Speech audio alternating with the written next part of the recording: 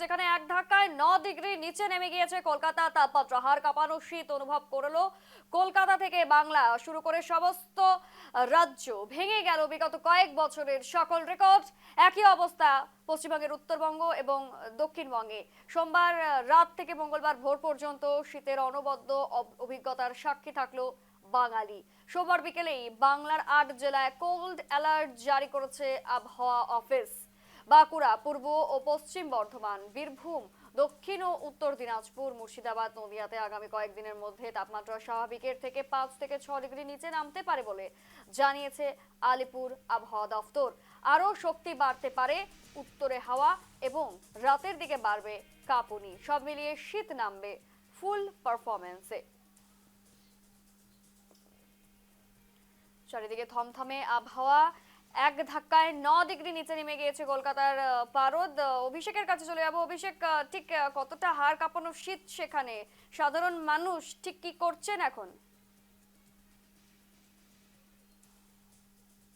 পেছনের দৃশ্যটা থেকে বুঝতেই পারছো যে সকাল থেকে কিন্তু একদম কুয়াশার দাপট রয়েছে, মেঘলা আকাশ এবং বঙ্গের 8 জায়গায় কিন্তু একেবারে কোল্ড অ্যালার্ট জারি করা হয়েছে। তোমাকে জানিয়ে রাখবো, পশ্চিমের জেলাগুলোতে কিন্তু 6 ডিগ্রির কাছাকাছি তাপমাত্রা নেমে যেতে পারে, অর্থাৎ 6 ডিগ্রি তাপমাত্রা নেমে যাবে এবং সেখানে দাঁড়িয়ে এখন যে তাপমাত্রা রয়েছে স্বাভাবিকের থেকে 3 ডিগ্রি কম রয়েছে, আরো 3 ডিগ্রি কমবে, অর্থাৎ 6 ডিগ্রি তাপমাত্রা আরো কমবে 3-4 দিনে।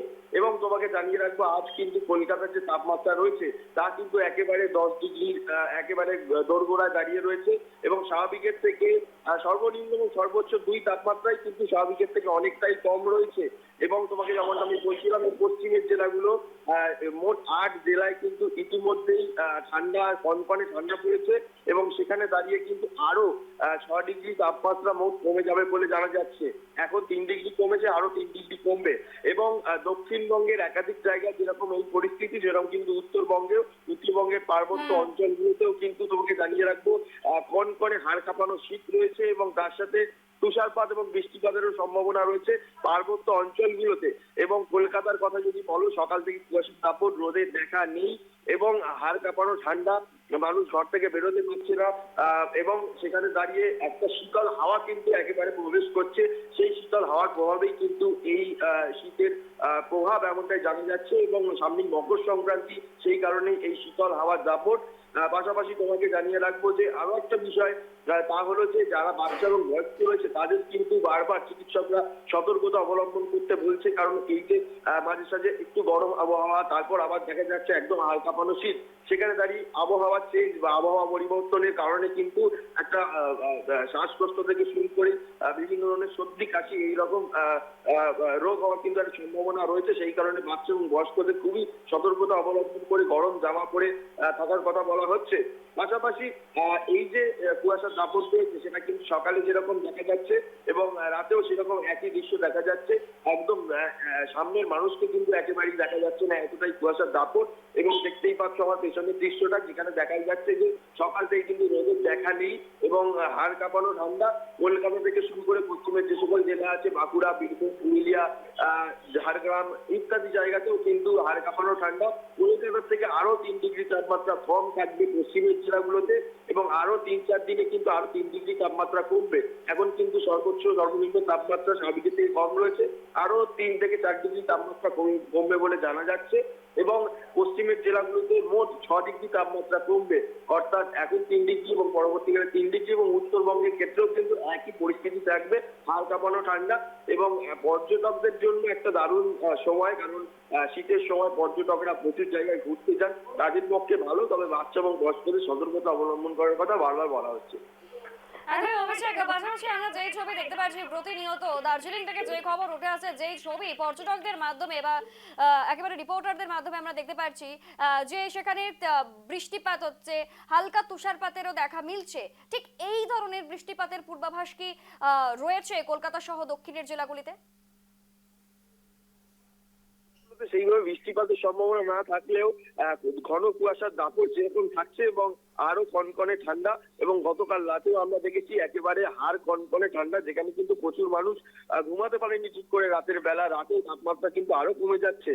তবে উত্তরবঙ্গে যেভাবে তুষারপাত বৃষ্টিপাতের সম্ভাবনা রয়েছে, সেরকম ভাবে কিন্তু কলকাতা থেকে শুরু করে পশ্চিমের জেলা এবং দক্ষিণবঙ্গের একাধিক জায়গায় কিন্তু একেবারে হাই কোল্ড অ্যালার্ট জারি করা হয়েছে, এবং সেখানে দাঁড়িয়ে কুয়াশার দাপট যেরকম থাকবে সেরকম থাকবে শীতল হাওয়ার দাপট। সেই কারণে কিন্তু 8 জায়গায় কিন্তু বঙ্গের কোল্ড অ্যালার্ট জারি করা হয়েছে।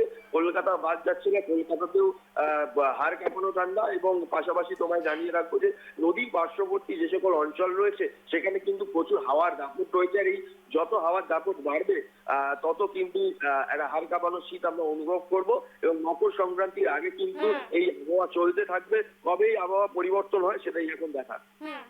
সামনে গঙ্গাসাগর মেলা, এই নিয়ে পর্যটকদের তো আগমন ঘটছে প্রতিনিয়ত, ঠিক পর্যটকরা কতটা উপভোগ করছে এই ঠান্ডা, তাদের কি মতামত, এই ঠান্ডায় তারা কতটা কষ্ট সহ্য করছে নাকি তারা খুশি? পর্যটক রয়েছে যারা বাইরে বাইরে থেকে আসে, তাদের পক্ষে কিন্তু এই আবহাওয়াটা খুবই মনোরম, এবং যারা ঘুরতে যেতে ভালোবাসে এবং তাদের কোনো প্ল্যান রয়েছে যাদের ঘুরতে যাওয়া, তাদের কিন্তু মনোরম আবহাওয়া। কিন্তু যারা সাধু সন্তরা রয়েছে, যারা একেবারে প্রথমে ধর্মতলা চত্বরে এবং ভবানীপুর চত্বরে এসে তারা আস্তানা নেয় এবং তারপরে তারা গঙ্গাসাগরের উদ্দেশ্যে যায়, তাদের কিন্তু একদম স্থায়ীভাবে কোনো তাঁবু বা থাকে না, ঘর থাকে না।